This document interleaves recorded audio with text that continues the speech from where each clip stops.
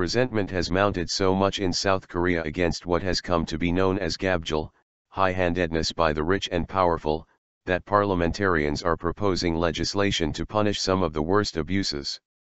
A bill to be presented in the National Assembly this month is formally called the Conglomerates Ethical Management Special Law but has been nicknamed the Cho Hyun-ah Law. Cho, also known as Heather Cho, is the daughter of the chairman of Korean Airlines and was sentenced last week to a year in prison for an outburst on a Korean airplane while on the ground in New York.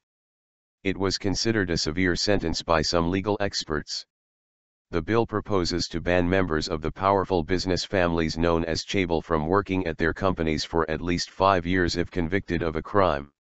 In earlier cases, some high-profile offenders were pardoned, serving little or no jail time, although recently convicted chaebol executives have found it harder to avoid prison.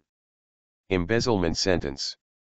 In February, the Supreme Court confirmed a 4-year embezzlement sentence for SK Holdings chairman Cho Hyun-ah, who has been in prison since January 2013, among the longest terms served by a chaebol boss.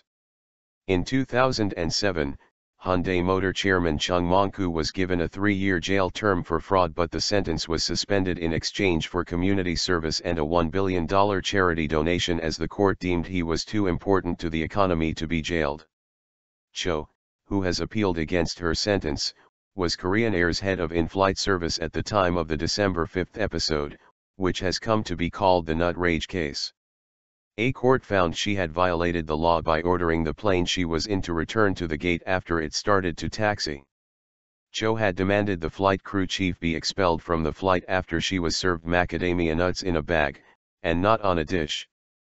I hope the recent case involving Cho has created the right environment to pull together consensus on this, said ruling Saenuri Party lawmaker Kim Yong-nam, the sponsor of the bill.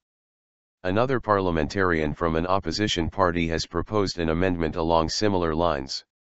There have been calls to put in place a systematic tool to police heavy-handedness by chaebol family members, and stop them from being able to participate in management just because they are relatives, Kim said in an interview.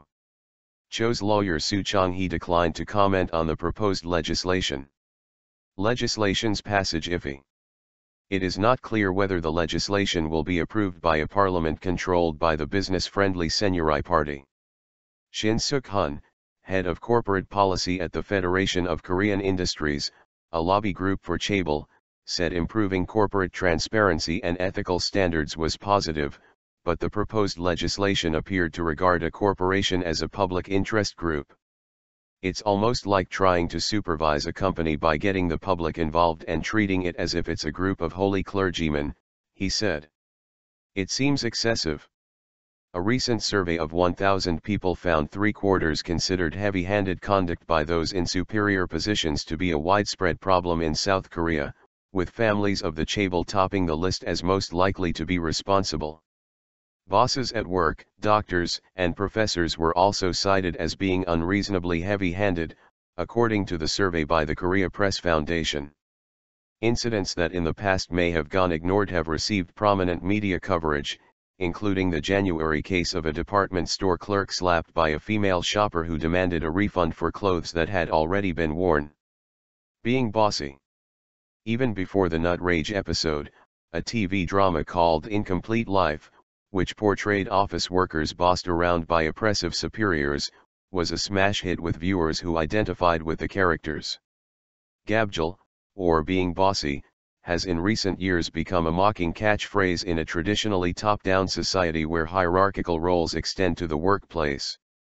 Kwon Owen of Citizens Coalition of Economic Justice, a civic group, said income inequality that gradually deepened through the 1990s has quickened in recent years as policy measures aimed at correcting it misfired and chaebol continued to expand their economic dominance.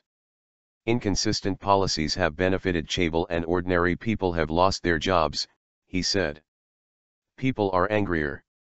In the Nut Rage case, the flight's chief steward, Park Chong-jin, testified that Cho behaved like a beast that found its prey, treating powerless people like feudal slaves.